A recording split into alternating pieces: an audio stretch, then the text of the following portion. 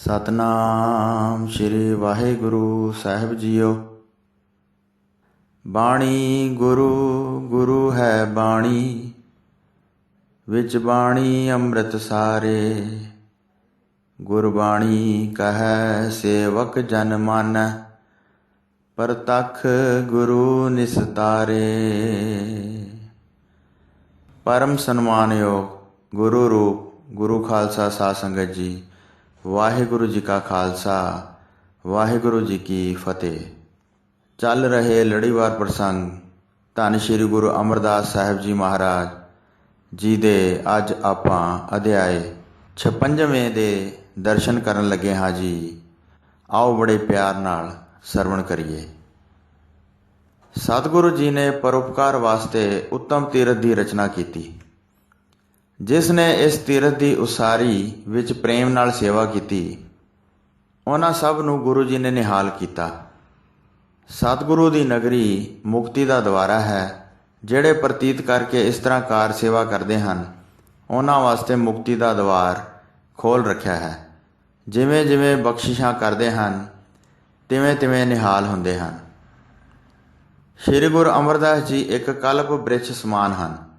ਬ੍ਰਿਛ ਦੇ ਵਿਸਤਾਰ ਵਾਂਗ ਉਹਨਾਂ ਦਾ ਵੱਡਾ ਸ੍ਰੇਸ਼ਟ ਪ੍ਰਤਾਪ ਹੈ। ਬ੍ਰਿਛ ਦੇ ਘੇਰੇ ਵਾਂਗ ਸਤ ਸੰਗਤ ਸ਼ੋਭਦੀ ਹੈ। ਸ਼ੁਭ ਗੁਣ ਬਿਰਛ ਦੀਆਂ ਪੱਤੀਆਂ ਦੇ ਸਮੂਹ ਵਾਂਗ ਸ਼ੋਭ ਰਹੇ ਹਨ। ਵਿਸ਼ੇ ਅਤੇ ਵਿਰਾਗ ਰੂਪੀ ਜਿਸ ਦੀ ਛਾਂ ਹੈ ਅਤੇ ਬ੍ਰਹਮ ਗਿਆਨੀ ਰੂਪੀ ਦੇਵਤਿਆਂ ਨੂੰ ਚੰਗਾ ਲੱਗਣਾ ਉਸ ਦਾ ਫਲ ਹੈ। ਸਤਿਗੁਰੂ ਦੇ ਚਰਨ ਕਮਲਾਂ ਦੀ ਸੇਵਾ ਇਸ ਫਲ ਵਿੱਚ ਸ਼ੁਭ ਬੀਜ ਦੇ ਪੈਦਾ ਹੋਣ ਵਾਂਗ ਹਨ। ਭਗਤੀ ਰੂਪੀ ਛਿੱਲ ਨੇ ਦ੍ਰਿੜ ਕਰਕੇ ਰੱਖਿਆ ਹੈ। ਜਿੱਥੇ ਕਿੱਥੇ ਜਿਹੜੀ ਸਿੱਖੀ ਫੈਲ ਰਹੀ ਹੈ, ਉਹ ਇਸ ਬ੍ਰਿਛ ਦੀਆਂ ਟਹਿਣੀਆਂ ਹਨ। ਸਤ ਅਸਤ ਦਾ ਵਿਚਾਰ ਚੰਗੇ ਫੁੱਲ ਹਨ, ਜਿਨ੍ਹਾਂ ਨੂੰ ਸਾਰੇ ਭਗਤ ਆਪਣੇ ਮਨ ਵਿੱਚ ਚਾਹੁੰਦੇ ਰਹਿੰਦੇ ਹਨ। ਅਨੇਕ ਸਿੱਖ ਜਿਹੜੇ ਮੰਗਣ ਵਾਸਤੇ ਆਉਂਦੇ ਸਨ, ਉਹ ਆਪਣੀਆਂ ਮਨੋਕਾਮਨਾਵਾਂ ਤੁਰੰਤ ਪ੍ਰਾਪਤ ਕਰ ਲੈਂਦੇ ਸਨ। ਜਿਨ੍ਹਾਂ ਦੇ ਜੱਗ ਵਿੱਚ ਵੱਡੇ ਭਾਗ ਜਾਗੇ ਸਨ, ਉਹ ਗੁਰੂ ਜੀ ਰੂਪੀ ਕਲਪ ਬ੍ਰਿਛ ਨੂੰ ਵੇਖ ਕੇ ਪ੍ਰੇਮ ਕਰਦੇ ਸਨ। ਅਤੁੱਟ ਭੰਡਾਰ ਨਿਤ ਦਿੰਦੇ ਰਹਿੰਦੇ ਹਨ ਅਤੇ ਦੋਹਾਂ ਹੱਥਾਂ ਨਾਲ ਵੰਡਦੇ ਰਹਿੰਦੇ ਹਨ। ਜੱਗ ਵਿੱਚ ਕਰਾਮਾਤਾਂ ਦੇ ਦਾਤਾ ਪ੍ਰਗਟ ਹੋਏ ਹਨ। ਜਿਨ੍ਹਾਂ ਨੇ ਉਹਨਾਂ ਨੂੰ ਪਛਾਣ ਲਿਆ ਹੈ, ਉਹਨਾਂ ਭੁਗਤੀ ਮੁਕਤੀ ਲੈ ਲਈ ਹੈ। ਬਹੁਤ ਕਿਰਪਾਲੂ ਹਨ, ਕਿਸੇ ਦਾ ਦੁੱਖ ਨਹੀਂ ਵੇਖ ਸਕਦੇ। ਜਿਸ ਪਾਸੇ ਵੀ ਵੇਖਦੇ ਹਨ, ਉਸ ਦੇ ਸਾਰੇ ਦੁੱਖ ਦੂਰ ਹੋ ਜਾਂਦੇ ਹਨ। ਮੈਂ ਉਹਨਾਂ ਦਾ ਕਿਹੜਾ ਕਿਹੜਾ ਗੁਣ ਵਰਣਨ ਕਰਾਂ। ਉਹਨਾਂ ਦਾ ਸ੍ਰੇਸ਼ਟ ਜਸ ਬਹੁਤ ਜ਼ਿਆਦਾ ਹੈ ਅਤੇ ਮੇਰੀ ਬੁੱਧੀ ਬਹੁਤ ਥੋੜ੍ਹੀ ਹੈ। ਉਹਨਾਂ ਦੇ ਚਰਨ ਕਮਲਾਂ 'ਤੇ ਬੰਦਨਾ ਕਰਨੀ ਬਣਦੀ ਹੈ। ਉਹਨਾਂ ਦਾ ਵੰਸ਼ ਚੰਦ ਵਾਂਗ ਪ੍ਰਕਾਸ਼ਮਈ ਹੈ। ਜਿਹੜਾ ਵੀ ਪ੍ਰਤੀਤ ਕਰਕੇ ਕਾਰ ਕਮਾਉਂਦਾ ਹੈ, ਉਹ ਭੁਗਤੀ ਅਤੇ ਮੁਕਤੀ ਮਜ਼ਦੂਰੀ ਵਿੱਚ ਪਾਉਂਦਾ ਹੈ। ਜਿਸ ਨੇ ਐਸੇ ਗੁਰੂ ਜੀ ਦੀ ਸੇਵਾ ਨਹੀਂ ਕੀਤੀ, ਉਹਨਾਂ ਦਾ ਜਨਮ ਇਸ ਜੱਗ ਵਿੱਚ ਵਿਅਰਥ ਗਿਆ ਹੈ। ਇੱਕ ਪਲਕ ਵਿੱਚ ਨਿਹਾਲ ਕਰ ਦਿੰਦੇ ਹਨ ਅਤੇ ਕਰੋੜਾਂ ਜਨਮਾਂ ਦੇ ਕਾਲ ਨੂੰ ਖਤਮ ਕਰ ਦਿੰਦੇ ਹਨ। ਥੋੜ੍ਹੀ ਸੇਵਾ 'ਤੇ ਵੀ ਬਹੁਤ ਪ੍ਰਸੰਨ ਹੋ ਜਾਂਦੇ ਹਨ। ਉਹਨਾਂ ਨੂੰ ਦੇਵਤਿਆਂ ਨਾਲੋਂ ਵੀ ਵੱਡੀ ਪਦਵੀ ਦਿੰਦੇ ਹਨ। ਕਹਿੰਦੇ ਹਨ, ਜਿਹੜੇ ਸਾਡੇ ਬਾਅਦ ਸਿੱਖ ਹੋਣਗੇ, ਉਹਨਾਂ ਦੀ ਪ੍ਰੀਤ ਅਸੀਂ ਪਹਿਲਾਂ ਹੀ ਜਾਣ ਲਈ ਹੈ। ਉਹ ਮਹਾਨ ਕਲਿਆਣ ਪ੍ਰਾਪਤ ਕਰਨਗੇ। ਉਹਨਾਂ ਵਾਸਤੇ ਇਹ ਸ੍ਰੇਸ਼ਟ ਬਾਉਲੀ ਬਣਾਈ ਹੈ। ਇਹ ਚਾਰੇ ਯੁੱਗਾਂ ਵਿੱਚ ਗੁਰੂ ਵਾਂਗ ਉਪਕਾਰੀ ਹੋਵੇਗੀ। ਅਜਿਹਾ ਪਹਿਲਾਂ ਨਾ ਕਿਸੇ ਸੁਣਿਆ ਹੈ ਅਤੇ ਨਾ ਹੀ ਉਚਾਰਨ ਕੀਤਾ ਹੈ।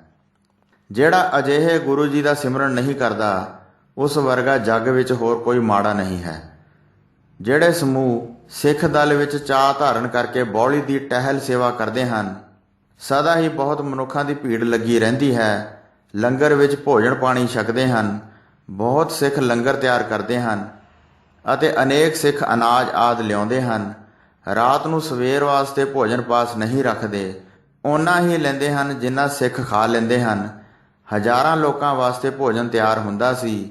ਸਾਰਿਆਂ ਨੂੰ ਭੋਜਨ ਦਿੰਦੇ ਹਨ ਅਤੇ ਆਪਣਾ ਪਰਾਇਆ ਨਹੀਂ ਵੇਖਦੇ ਹਨ। ਪਹਿਲਾਂ ਸਤਿਗੁਰੂ ਜੀ ਪੰਗਤ ਲਾ ਕੇ ਲੂਣ ਰਹਿਤ ਦਲੀਆ ਖਾਂਦੇ ਹਨ। ਫਿਰ ਸੰਗਤ ਨੂੰ ਸਭ ਭਾਂਤ ਦਾ ਸਵਾਦੀ ਰਸਦਾਇਕ ਦਾਲ ਅਤੇ ਚਾਵਲ ਆਦਿ ਭੋਜਨ ਦਿੰਦੇ ਹਨ। ਹੋਰ ਅਨੇਕ ਪ੍ਰਕਾਰ ਦੀਆਂ ਸਬਜ਼ੀਆਂ ਤਿਆਰ ਹੁੰਦੀਆਂ ਹਨ। ਕਣਕ ਦੇ ਆਟੇ ਦੀਆਂ ਰੋਟੀਆਂ ਪੱਕਦੀਆਂ ਹਨ। ਜਿਸ ਦਾ ਭੋਜਨ ਕਰਦੇ ਹਨ ਸੁੰਦਰ ਅਤੇ ਸਵਾਦੀ ਭੋਜਨ ਤਿਆਰ ਹੁੰਦਾ ਹੈ ਅਤੇ ਮਨੁੱਖ ਆ ਕੇ ਖਾ ਕੇ ਚਲੇ ਜਾਂਦੇ ਹਨ। ਦੁਪਹਿਰ ਵੇਲੇ ਤੋਂ ਭੋਜਨ ਵਰਤਣਾ ਆਰੰਭ ਹੋ ਜਾਂਦਾ ਹੈ ਤੇ ਫਿਰ ਸ਼ਾਮ ਨੂੰ ਹਨੇਰੇ ਹੋਣ ਤੱਕ ਵਰਤਦਾ ਰਹਿੰਦਾ ਹੈ। ਉਹਨਾਂ ਨੂੰ ਲੰਗਰ ਵਿੱਚ ਜਾਂਦਿਆਂ ਕੋਈ ਵੀ ਨਹੀਂ ਰੋਕਦਾ ਹੈ। ਸਾਰੇ ਮਨੁੱਖ ਰੱਜ ਕੇ ਛਕਦੇ ਹਨ। ਸਤਿਗੁਰੂ ਜੀ ਸਦਾ ਹੀ ਲੰਗਰ ਚਲਾਉਂਦੇ ਹਨ। ਜਿੰਨੇ ਵੀ ਭੁੱਖੇ ਹਨ ਸਭ ਛਕਦੇ ਹਨ। ਜਿਹੜੇ ਮਨੁੱਖ ਬੌਲੀ ਤੇ ਕਾਰ ਸੇਵਾ ਕਰਦੇ ਹਨ ਉਹ ਇੱਕ ਪੰਗਤ ਵਿੱਚ ਬੈਠ ਕੇ ਭੋਜਨ ਛਕਦੇ ਹਨ। ਗੁਰੂ ਜੀ ਦੀਆਂ 2 ਲੜਕੀਆਂ ਹਨ। ਉਹ ਦੋਵੇਂ ਵੱਡੇ ਭਾਗਾਂ ਵਾਲੀਆਂ, ਭਗਤੀ ਵਾਲੀਆਂ ਅਤੇ ਸ਼ੁਭ ਬੁੱਧੀ ਵਾਲੀਆਂ ਹਨ। ਇੱਕ ਦੇ ਪਤੀ ਦਾ ਨਾਮ ਰਾਮਾ ਜੀ ਹੈ ਅਤੇ ਦੂਸਰੀ ਦੇ ਪਤੀ ਦਾ ਨਾਮ ਰਾਮਦਾਸ ਜੀ ਹੈ। ਉਹਨਾਂ ਦੋਹਾਂ ਦਾ ਸਤਿਗੁਰੂ ਜੀ ਨਾਲ ਬਹੁਤ ਪਿਆਰ ਹੈ। ਉਹ ਅਨੇਕ ਪ੍ਰਕਾਰ ਦੀ ਸੇਵਾ ਕਰਦੇ ਹਨ।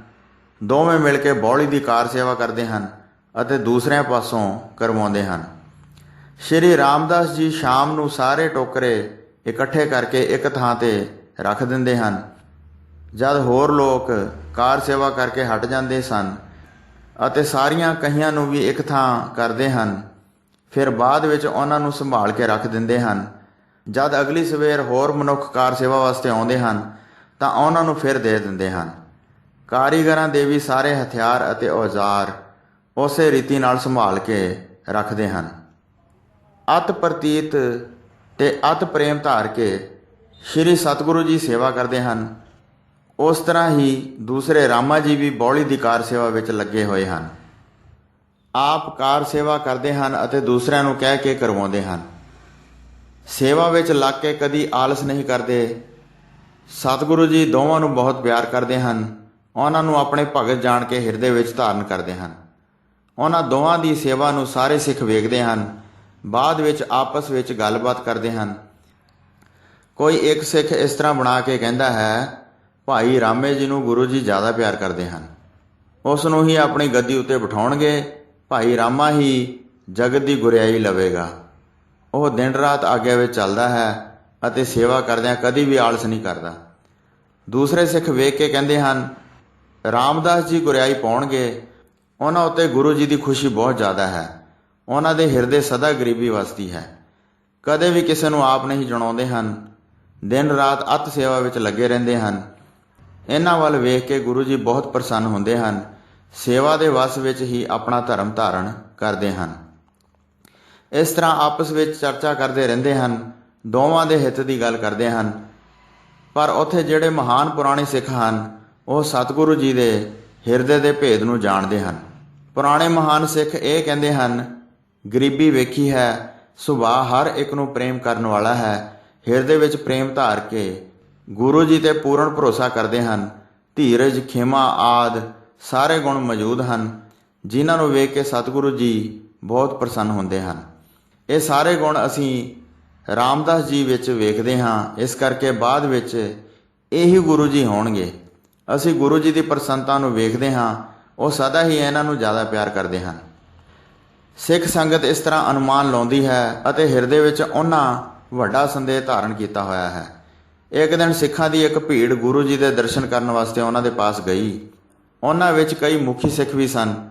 ਉਹ ਗੁਰੂ ਜੀ ਪਾਸ ਜਾ ਕੇ ਬੋਲੇ ਅਤੇ ਹੱਥ ਜੋੜ ਕੇ ਇਸ ਤਰ੍ਹਾਂ ਬੇਨਤੀ ਕੀਤੀ, ਆਪ ਜੀ ਸਦਾ ਹੀ ਗੁਣਾਂ ਦੀ ਖਾਨ ਹੋ।